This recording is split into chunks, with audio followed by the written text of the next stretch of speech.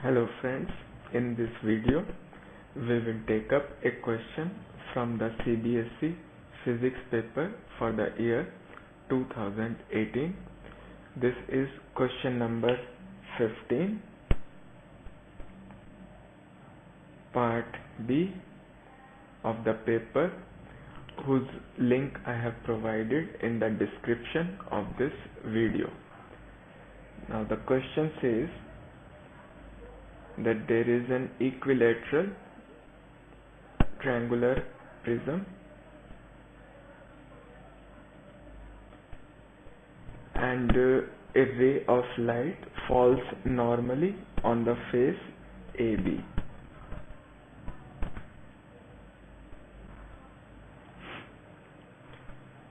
Refractive index of the material of the prism is given as 3/2, and this is placed in water having refractive index 4/3. We have to first answer whether the ray incident on the face AB will suffer TIR at the face AC or not, and then we also have to justify our answer. So first we apply Snells law at the face AB.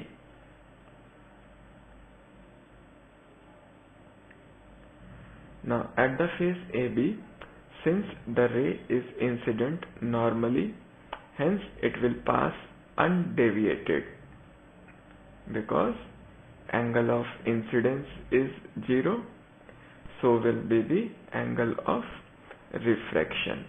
Hence the ray passes undeviated along the normal itself. Now when this ray reaches the face AC, we will first find out what will be angle of incidence at the face AC.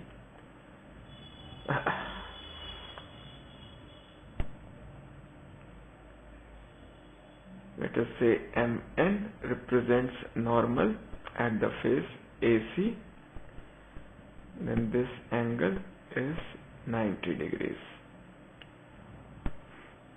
Now this is an equilateral prism, so angle A is 60 degrees,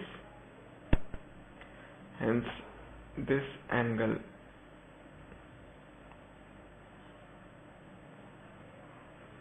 X becomes 30 degrees.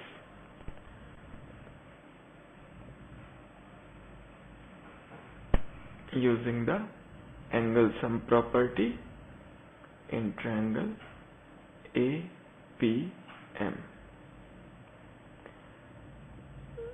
So that gives angle of incidence at the face AC to be 60 degrees.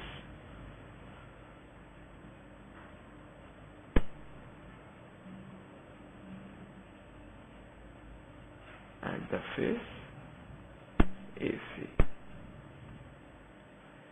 Now for the ray to suffer TIR at the face AC, condition is angle I must be greater than critical angle of incidence. Now critical angle of incidence is defined as sin IC equals refractive index of the rarer medium in which the ray is traveling from the denser medium. So refractive index of the rarer medium upon denser medium. I always follow a notation in which μ1 represents refractive index of a medium in which incident ray is present.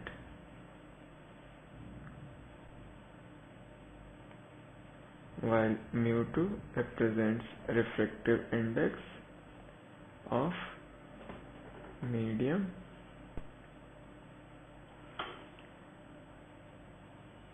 in which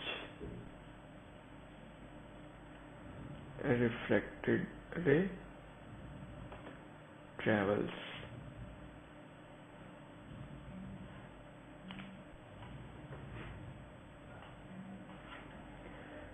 Now, whenever we are dealing with the question of total internal reflection, mu2 is always less than mu1. Means ray of light must be traveling from denser to the rarer medium. In this question, mu2 is for water, which is 4/3. mu1 is for glass, which is 3/2. So putting these values in the expression for critical angle of incidence, we arrive at sin IC equals 3/2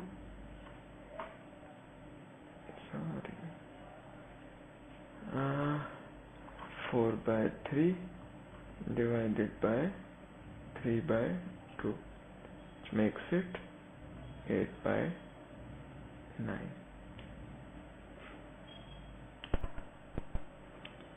Now we have to find out the value of IC and compare it with angle of incidence.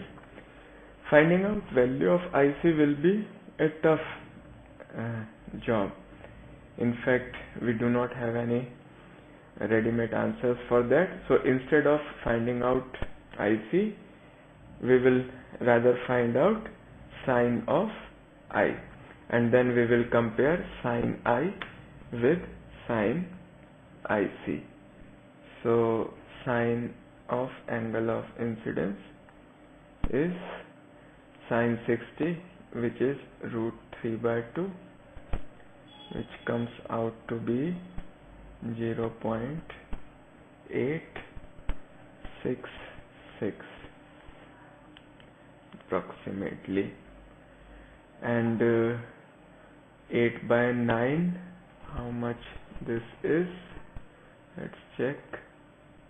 8 divided by 9, it is 0.88 repeating.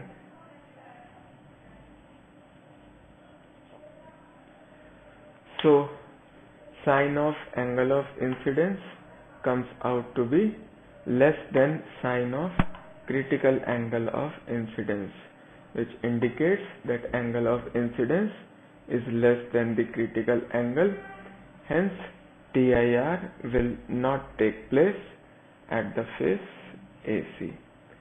So during the process, we have also justified how we have arrived at the answer. Thanks for watching. Do stay in touch for other videos. Goodbye.